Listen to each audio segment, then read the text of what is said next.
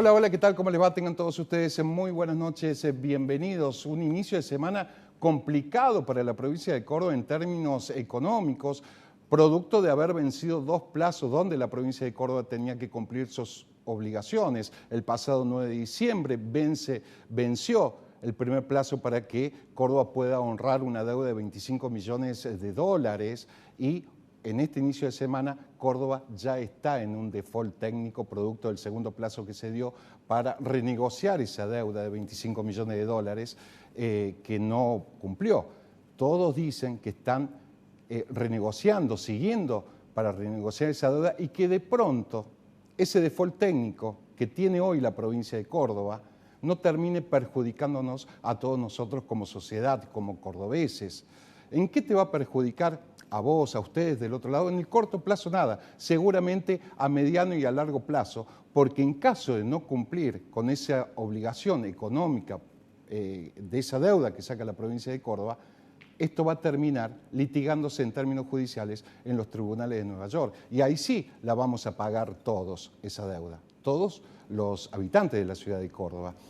Desde la oposición, más precisamente, o por lo menos la voz que más se escuchó fue del radicalismo, en la voz del legislador radical Marcelo Cosar, que pertenece, te hago esta aclaración porque después te voy a comentar cómo se unen algunas cosas y qué le contestó el gobierno provincial, que pertenece, digo, este legislador Marcelo Cosar, a la línea interna del mestrismo. De hecho, fue viceintendente de Ramón Mestre. Salieron a criticar con dureza este default técnico que entra a la provincia de Córdoba. ¿Qué le dijo en varias declaraciones con varios ministros la provincia de Córdoba? ¿Cómo le contestó en función de esta deuda y esta crítica? Mucho antes de que se entrara en este default técnico, que las obras, que la deuda estaban en las obras, tanto en la capital como en el interior de la provincia de Córdoba.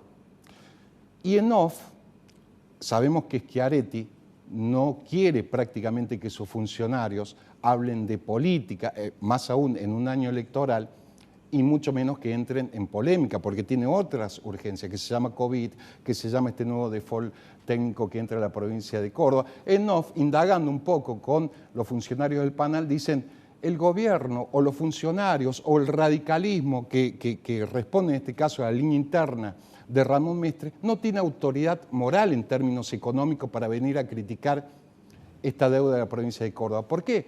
Porque ellos cuando se fueron de la municipalidad, esto lo dicen los funcionarios del PANAL, del gobierno de la provincia de Córdoba, y en off, dice, cuando ellos se fueron del gobierno de la municipalidad, dejaron una deuda de 150 millones en dólares, a lo que Martín Yarlora, el actual intendente, tuvo que salir a renegociar también para no entrar en un default técnico en la Municipalidad de Córdoba. Así están las cosas, usted puede sacar sus propias conclusiones. Y otro tema que me quiero referir rápidamente es lo que viene sucediendo en la provincia de Córdoba y en otro lado también, pero en este caso en la provincia de Córdoba, y tiene que ver con ese hartazgo que la mayoría de la sociedad tiene producto de esta pandemia, del encierro, y que afectó, entre otros, a los jóvenes, a los adolescentes, y que viene ocurriendo sobre todo en esta estación del año, donde el calor es intenso, ese amontonamiento de jóvenes y adolescentes que no se cuidan sin barbijo, y fíjese en las redes sociales o en los noticieros, compartiendo vasos, mates.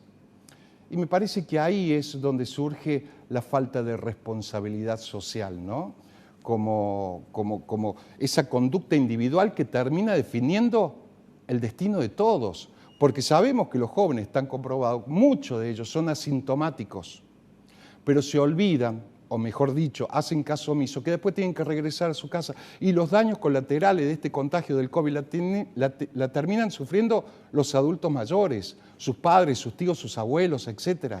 Decía, esta conducta individual termina definiendo el destino de todo y no son palabras mías, son de aquel Alejandro Grande, Alejandro con ese epíteto Alejandro Magno, ¿no? Alejandro el Grande, el rey de Macedonia, que con solo 20 años se tuvo que hacer cargo del reinado y que conquistó gran parte de lo que fue el imperio persa en aquel momento. Y digo esto porque Alejandro Magno, entre otras cosas, tuvo un tutor, un educador importante, relevante y que pertenece en esos tiempos, en ese contexto, a ese trío de filósofos presocráticos como era Sócrates, Platón y Aristóteles. Tuvo nada más ni nada menos que Aristóteles, aquel que sentenció, entre otras cosas, el hombre es un animal político. Y hago esta introducción porque vamos a estar hablando del aporte de la filosofía a la política y qué nos deja en términos filosóficos esta pandemia,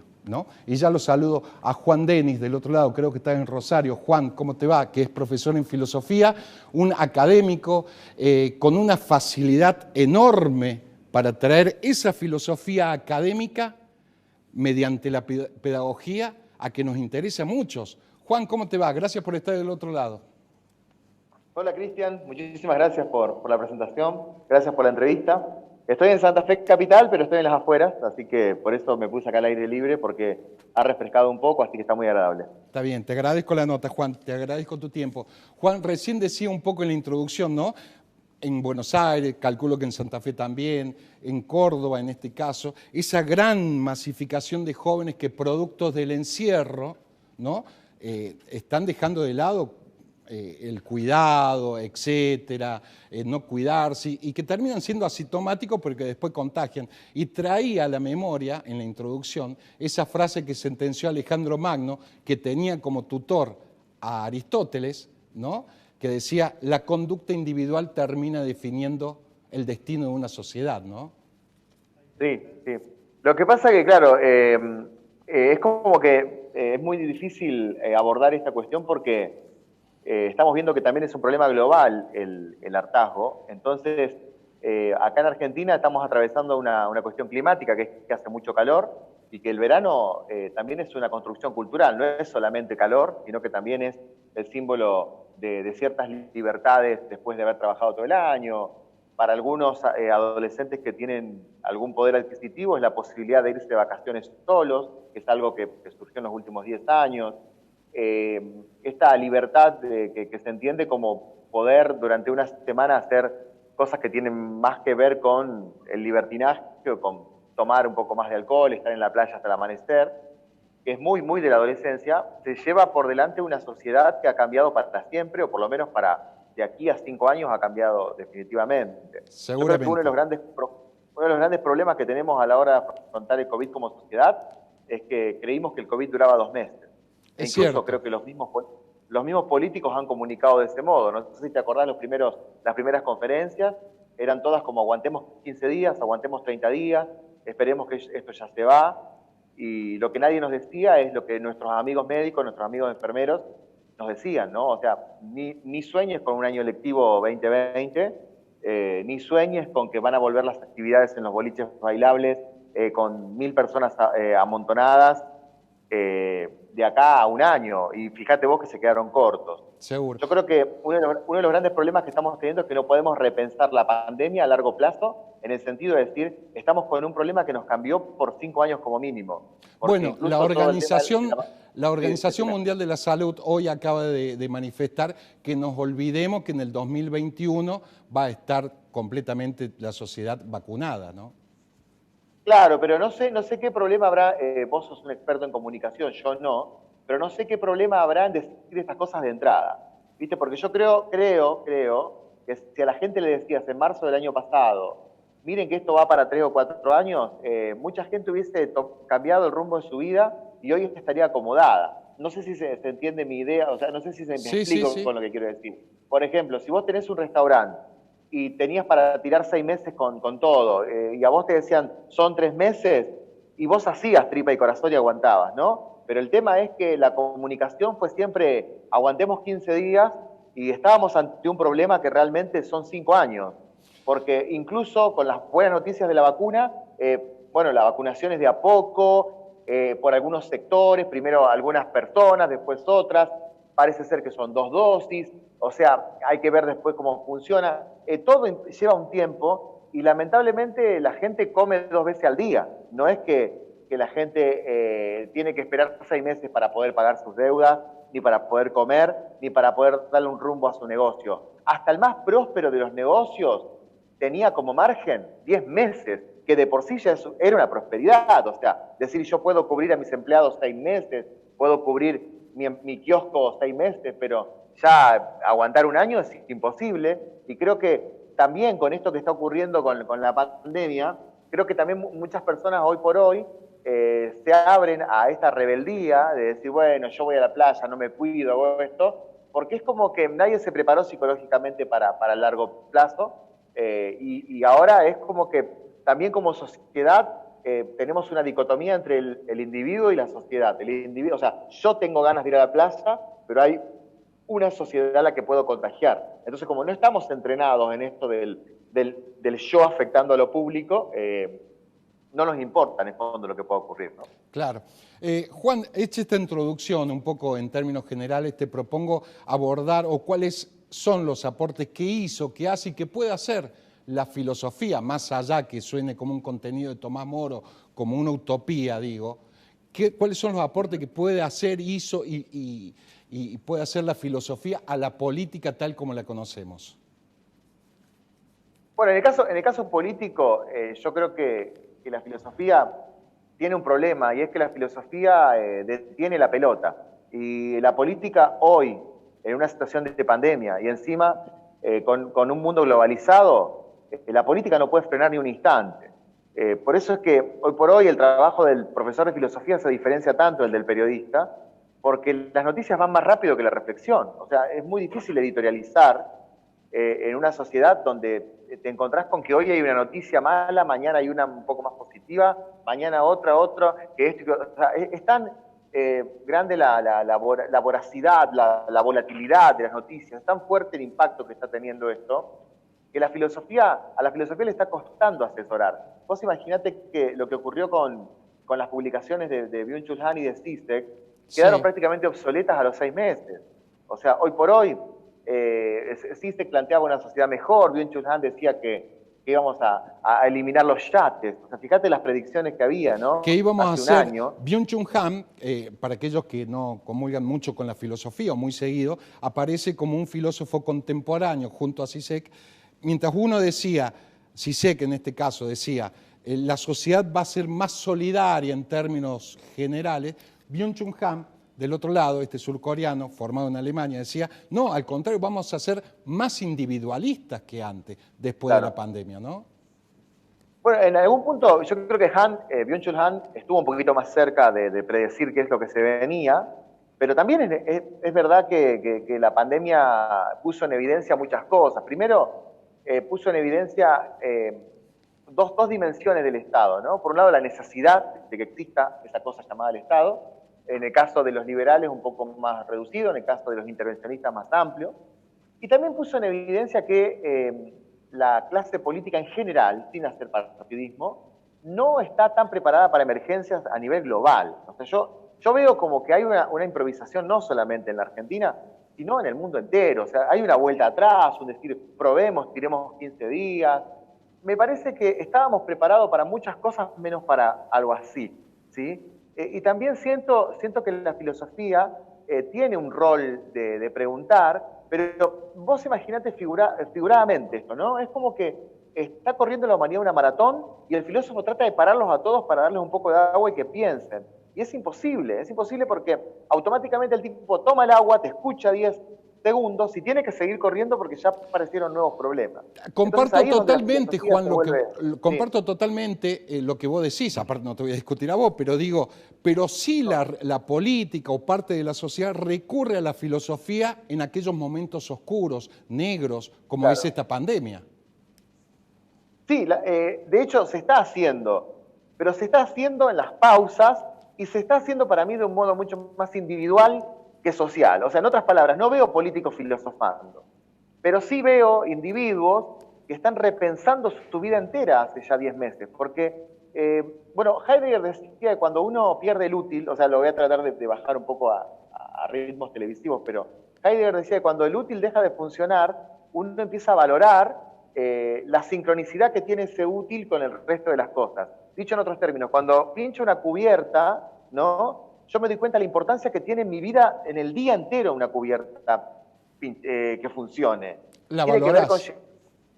Claro, pero solamente en el momento en que la cubierta se reventó, yo encuentro el entramado de relaciones que el útil tiene, dice Heidegger. O sea, el útil sería la cubierta, ¿no? El entramado de relaciones que tiene que ver con llevar a mi hija a la escuela, supongamos la normalidad, ¿no? Tiene que ver con no pasar frío, porque suponte que tengo que ir en moto, ¿se entiende? Tiene que ver con velocidades, tiene que ver con una cita, con llegar al cumpleaños de un amigo. O sea, el útil, dice Heidegger, cuando se rompe, vuelve a poner en evidencia el entramado de sentido que uno tiene en su vida cotidiana. Y yo creo que eso sí está pasando. Mucha gente perdió el trabajo, mucha gente tuvo que replantear su negocio y tiene que replantear toda su vida, incluso sus vínculos afectivos. Ahora, no creo que eso esté pasando en la política, no porque no quieran los políticos, sino porque el ritmo es tan rápido que cuando un filósofo quiere tomar un café, le suena el celular 20 veces al político con 20 problemas distintos. Seguro. Entonces, yo creo que los que estamos en filosofía tenemos que hacer el siguiente trabajo. Tenemos que llegarle con redes sociales, con videos, con lo que sea, al individuo concreto por ahora. Ya será tiempo en que los políticos tengan sus entrevistas con otros filósofos que los asesoren y les digan, bueno, repensarlo de este modo. Pero por lo menos tiene que tener 24 horas de descanso un presidente, un gobernador para eso. Y yo no sé si lo está teniendo realmente. Cosa que hoy con la política actual parece imposible. Juan, ¿es la democracia, como entendemos desde el punto de vista filosófico, el mejor gobierno? Y te lo digo porque, desde el punto de vista etimológico, lo damos por sentado que democracia, demos, pueblo, muchos, cracia de kratos, gobierno, pero básicamente poder, ¿no? Pero a la vez no termina siendo un gobierno de todos, si tomamos a la democracia desde el punto de vista etimológico, el gobierno de todos. ¿Crees que esta democracia como la conocemos es el mejor sistema, más allá que el que tenemos, al que podemos esperar, más allá que sea perfectible? Yo aclaro siempre que es el menos peor y creo que es el que más se adecua a estos tiempos donde estamos viviendo, donde tratamos de garantizar algunos derechos y libertades del individuo. Prefiero vivir en una democracia a vivir, no sé, en un socialismo extremo. Prefiero vivir en una democracia. Yo realmente creo que la democracia tiene algunos problemas hoy por hoy, y es problemas que quizás los griegos no tenían, porque la democracia griega se planteaba desde una élite. O sea, el problema de la democracia griega era que es verdad que era el gobierno del pueblo, pero para pertenecer al pueblo tenías que tener un montón de cosas que la mayoría de la gente no pertenecía. Entonces a ese problema lo tenía, entre comillas, resuelto. Nosotros tenemos otro concepto de pueblo. Para nosotros pueblo es toda persona que nace en un territorio. O sea, no tenés que evaluar, hacer una evaluación para ser pueblo. Entonces el problema que tenemos es que muchas veces, si la democracia no está acompañada con una educación mínima, el demagogo, esto lo decía Aristóteles, ¿no? El demagogo tiene la ventaja de poder conquistar opiniones que no son tan reflexivas. Pero ¿por qué ocurre eso? Porque dentro del juego de la democracia está la permisividad de que todos opinen, pero también podría pasar, como decía Borges, que se transforme en un abuso de la estadística. O sea, que... Sí, decime. No, digo, ahí tenés los dos extremos, lo de Borges y lo de Platón. Ayúdame y corregime si no es así. Platón, de alguna manera, rechazaba este estilo de democracia, porque él apelaba al gobierno de los sabios, al gobierno, a la sofocracia, ¿no? Y todos los filósofos griegos despreciaban la democracia. Incluso Sócrates es condenado por una democracia. Pero tiene una explicación, digamos, que tiene que ver con lo histórico, y es que los filósofos griegos creían que la verdad era posible. O sea, hay una cuestión epistemológica ahí que tiene que ver con que ellos creían que la verdad se podía encontrar la verdad. Y como el filósofo era el que encontraba y buscaba la verdad, tenía mayor rango de preferencia a la hora de gobernar porque estaba en contacto con la verdad. En cambio, el resto del pueblo no tenía el mismo acceso que el filósofo. Pero este elitismo de los filósofos antiguos era muy de la época. En ese contexto, claro.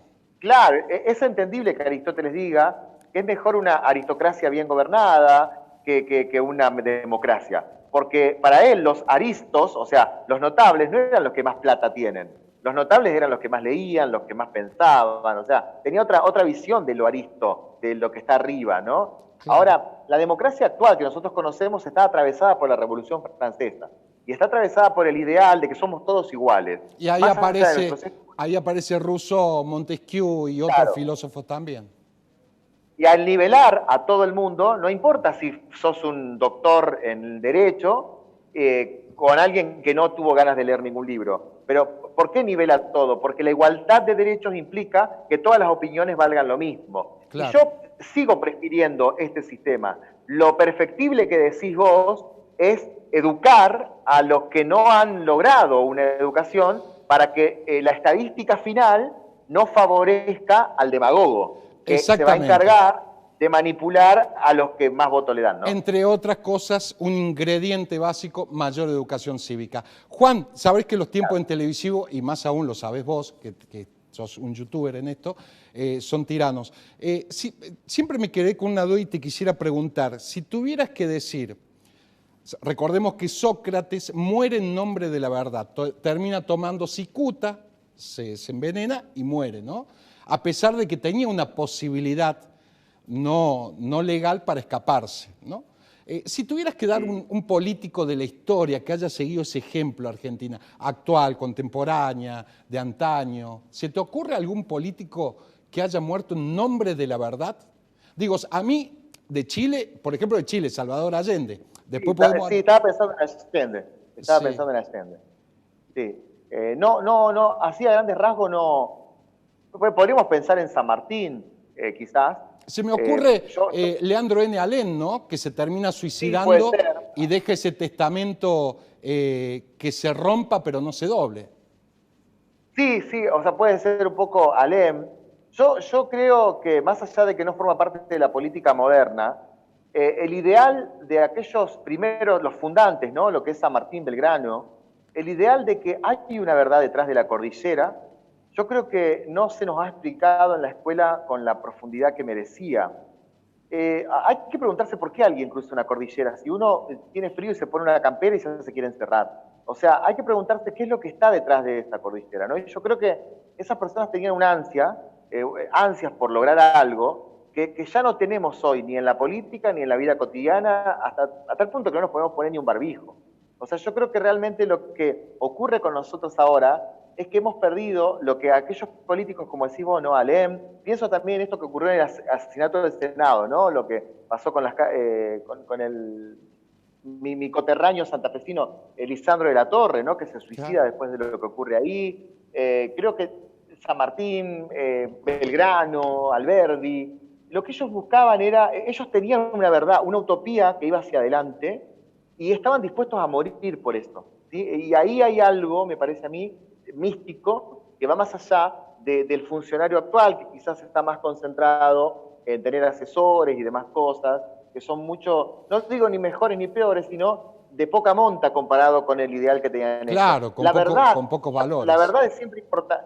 Sí, la verdad es siempre un motor importante en la política y hoy quizás se está perdiendo, ¿no?